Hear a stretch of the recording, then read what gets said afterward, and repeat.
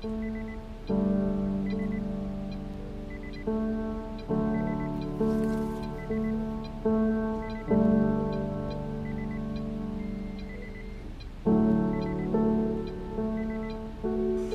Billy? How are you feeling today? So, gawin natin ulit yung usual exercises natin, ha? Okay.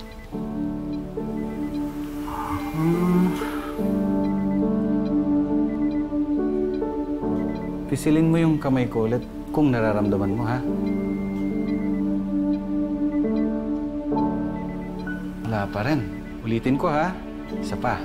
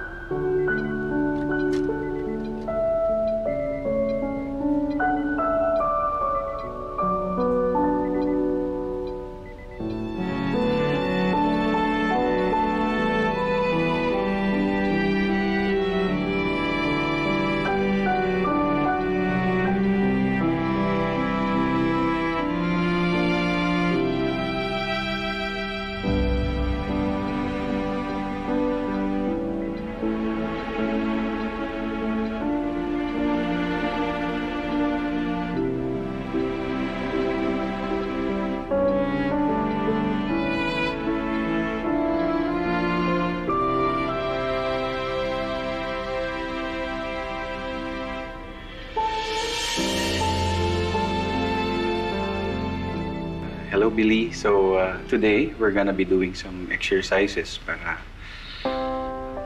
makita natin yung improvements mo. So, lalapit ako, ha? I'd like you to look at the ceiling. Then, look down. Then, look to your right. And look to your left. Try to grip this pen kung kaya. Wow, that's good. Galing. Konti na lang.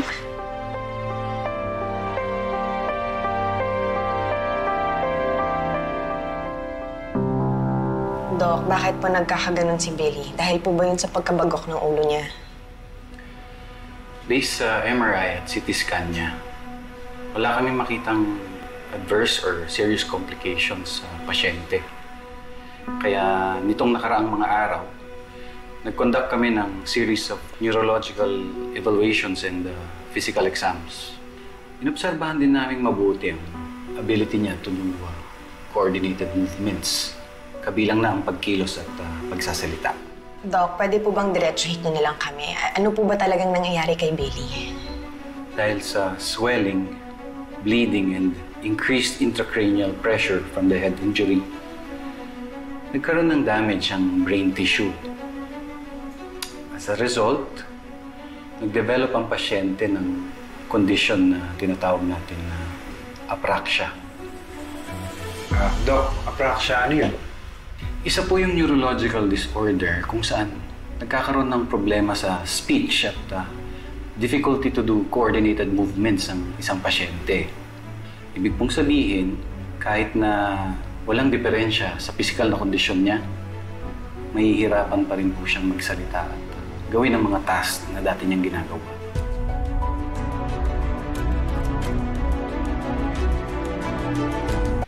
Dok, sabihin niyo na lang po sa amin kung may pag-asa pa pong gumaling si Billy.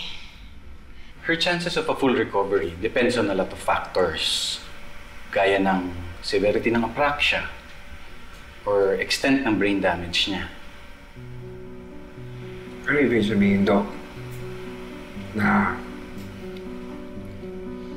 hindi na makakabalik sa normal yung anak ko? Hindi po, sir.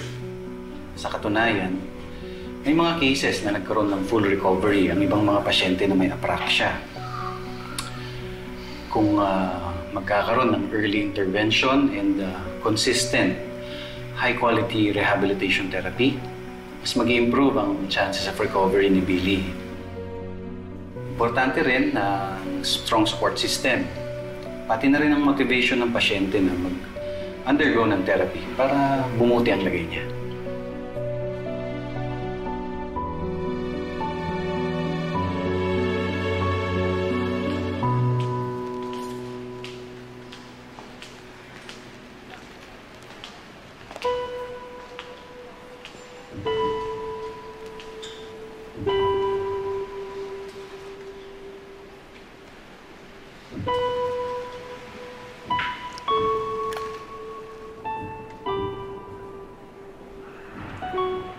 Leon, tatagan mo yung loob mo, ha? Pagsubok lang to. May awa ang Diyos at malalagpasan din natin to. Paano kung di na makabalik sa dating anak ko?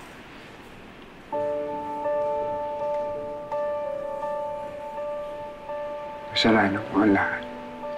Kung hindi kami nagtalo, hindi dapat masasagasaan si Billy.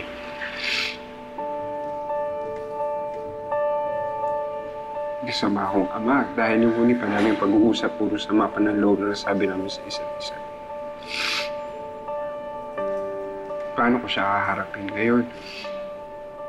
Na ako mismo may kasalanan kung bakit siya nagkaganyan.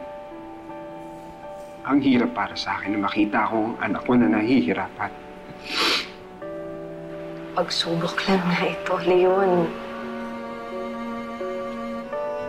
Malalagpasan din natin ito bilang isang buong pamilya. Nandito lang ako. Hindi ko kayo papabayaan hanggang gumaling si Billy.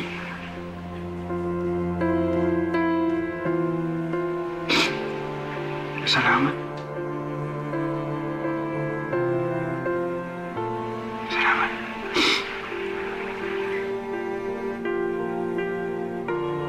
Para ko na ring anak si Billy.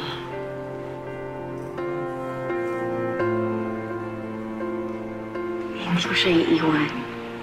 Lalo nang ikaw. Leon, hindi kita iiwan. Lalo na ngayon kailangan mo nakadamay. Mas kailangan mo ng masasandalan, Leon. Magiging mag-asawa na tayo. Diba? Kaya nandito lang ako hanggang malagpasan natin ito. Kasama mo ko, kadamay mo, hanggang malampasan natin tong problema ito. Tayo ang magiging lakas ng isa't isa. Hanggang gumaling si Billy, hanggang makabalik siya sa atin, ha? No.